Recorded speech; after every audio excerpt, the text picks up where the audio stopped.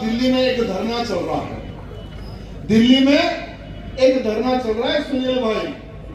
वहां धरना का यह सब्जेक्ट है कि वक्फ बोर्ड बिल को कैसा संशोधन करेंगे बोलकर जो हमारा ओल्ड सिटी का जो ओवैसी है वो धरने पर बैठा है। तो मैं उस ओवैसी से यह पूछना चाहता हूं कि ये मियां संशोधन किस बात पे हो रहा है और क्यों किया जा रहा है, उस पर एक बार विचार कर। भारत देश 1947 में आजाद हुआ। 1947 में जब हमारा भारत देश आजाद हुआ तब तुम्हारे वक्फ बोर्ड के पास 30,000 एकड़ जमीन थी। वो 30,000 एकड़ जमीन किसकी थी पता है मेरे मित्रों?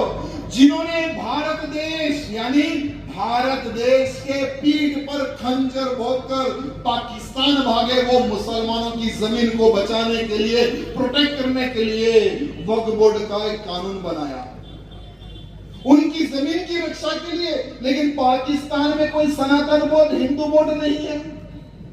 अनेकों इस्लामिक स्टेट है, वहां पर भी हिंदुओं को काटा गया, हिंदुओं को मारा गया, हिंदुओं को भगाया गया।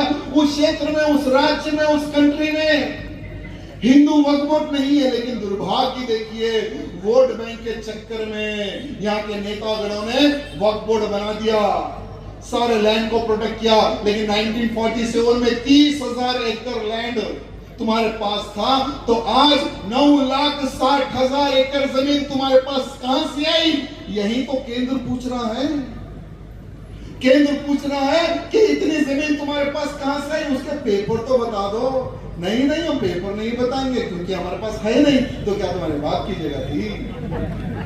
अब तो पेपर बताना पड़ेगा क्योंकि बहुत हो गया, बहुत चला लिया, लेकिन अब चलने वाला नहीं है। क्योंकि भारत देश का जो हिंदू है ना, सबसे अच्छी बात मैं आपको बताना चाहूंगा मेरे मित्रों, सरकार तभी डरती है जब हिंदू खड़ा होता है।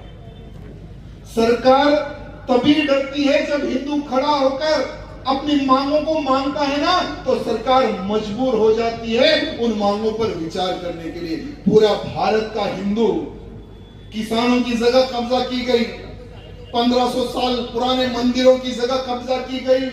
आज अनेकों हिंदुओं के घरों पर नोटिस भेजकर ये कहा जा रहा है कि ये वक्फ बोर्ड लैंड है। इस तरह से टॉर्चर करके लैंड कब्जा करके 9,60,000 एकड़ जमीन इन्होंने वक्फ बोर्ड के नाम रखी है। लेकिन अब चलने वाला नहीं है, संशोधन तो होगा, वक्फ बोर्ड तो खत्म होगा, वक्फ बोर्ड तो बिखरेगा, और जितनी तुम लोगों ने जो जमीन कब्जा करके रखी है ना, सारे की सारी जमीन को खींच लिया जाएगा।